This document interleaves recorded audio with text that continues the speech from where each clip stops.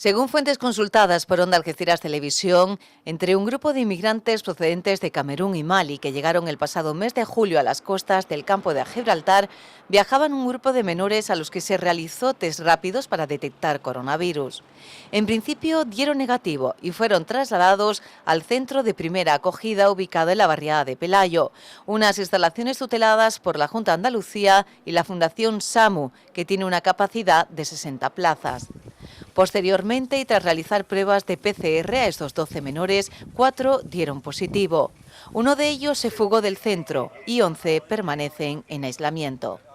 El SAMU es una empresa colaboradora de la Consejería de Igualdad, Políticas Sociales y Conciliación de la Junta de Andalucía en programas de acogida y de acogida inmediata, que son aquellos destinados a la primera acogida, diagnóstico y derivación de las personas menores de edad hacia las distintas alternativas.